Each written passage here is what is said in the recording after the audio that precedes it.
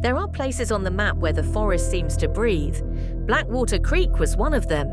It wasn't a creek anymore, at least not the kind you imagine bubbling peacefully between rocks. This one was thick, unmoving, the color of old ink.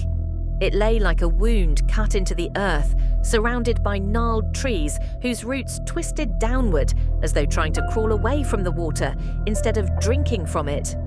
Locals never went near it after dusk. Tourists never went near it at all.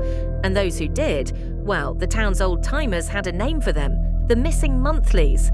Because when someone vanished near Blackwater Creek, it always seemed to be exactly 30 days after their first strange symptom, hearing footsteps in shallow water behind them. No one knew who coined that name, but everyone knew the legend. I first heard it from a man named Harry Mohan, the only recorded survivor of the Blackwater incident of 1973. He was in his late 70s when he finally agreed to speak on camera. His fingers trembled, but his voice didn't. If anything, he spoke with the certainty of someone recounting a nightmare he had lived rather than dreamt. "Don't go there at night," he said, leaning close to the microphone. His breath smelled faintly of camphor. "Don't look at the water unless you want to see something look back, and if you see the lantern, God forbid, run." He paused. "But don't run toward light. Her light looks just like salvation." He swallowed hard before continuing. "You'll know it's her when you see her standing knee-deep in the water, hair-soaked, face hidden, lantern glowing faint and yellow, calling for the one who never came home. But she doesn't know he's gone. She only knows the searching." He leaned farther in. "Don't let her mark you. If her lantern reflects on water near you, even a puddle, you're hers in 30 days. When we asked him who she was, he went silent. When we asked why he survived, he whispered something so soft the microphone barely caught it. Because I never looked at my reflection again. Then he stood up, walked out of the room, and never spoke to us again. 50 years passed after the Blackwater incident, enough time for facts to rot and legends to grow, which is why the 4 journalism students from Crescent Valley University thought it would be the perfect subject for their documentary project. They were known for exploring abandoned places, folklore, conspiracy theories, everything trending in the dark tourism niche. Their channel name was Unfiltered Realities.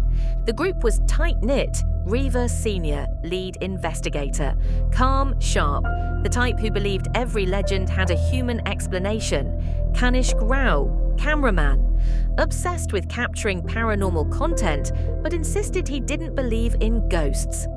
Zia Fernandez, folklore researcher, loved old stories, often more than the real world itself. Arjun Patil, the skeptic, loud, sarcastic, and convinced all supernatural stories were scams. Of the 4, only Arjun laughed when Harry Mohan's interview ended. "Come on," he scoffed. "A wet woman with a lantern? That's not horror, that's just a tragic love story with extra steps." Reva disagreed. "This isn't about a ghost, Arjun. It's about why people disappeared. Something real must be behind the myth." Kanishk grinned. "And if we capture the myth itself? Viral gold." Zia simply whispered, "Some things become legends because the truth is too frightening." They planned a 3-day trip into the forest. Just enough time for interviews, drone footage, creek shots, and overnight recordings. They did not plan for what followed. The hike to Blackwater Creek was longer than expected.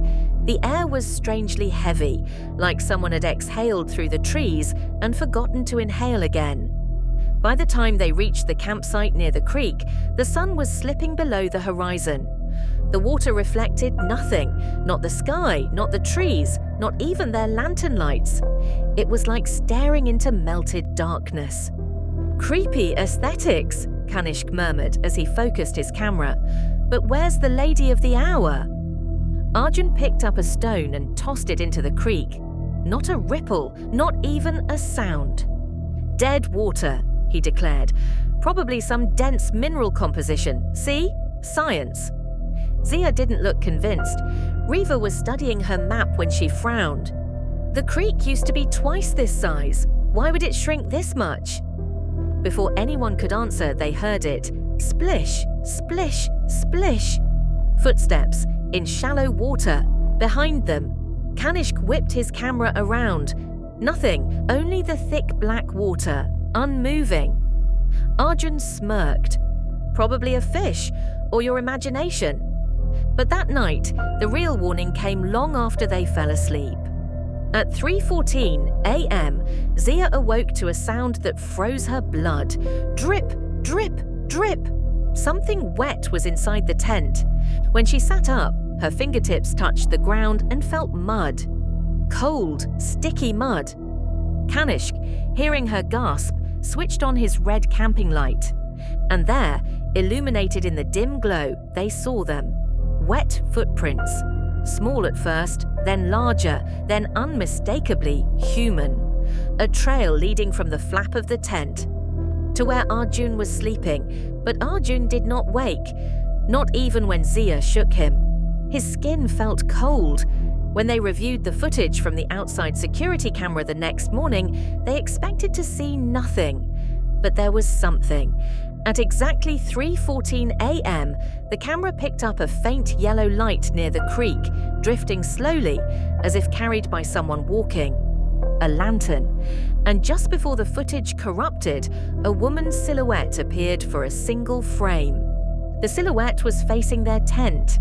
Morning arrived reluctantly, as though the sun itself didn't want to step into Blackwater territory. Arjun was the last to wake. He looked pale, irritated, and confused. "What's with the stairs?" he muttered. Riva glanced at the security footage frozen on Kanishk's tablet. The single corrupted frame of a woman-shaped shadow. Lantern glowing muted gold beside her. She chose her words carefully. "You really didn't hear anything last night? No footsteps? No water sounds?" Arjun rubbed his temple. "Just a weird dream. Felt like someone was whispering my name underwater."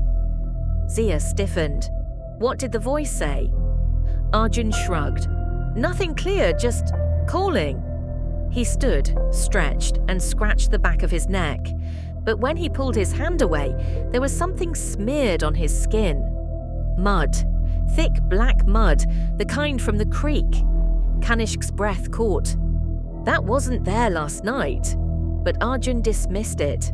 "I must have touched the ground when I was half asleep." Except the mud wasn't on his hands, or his clothes, or anywhere else.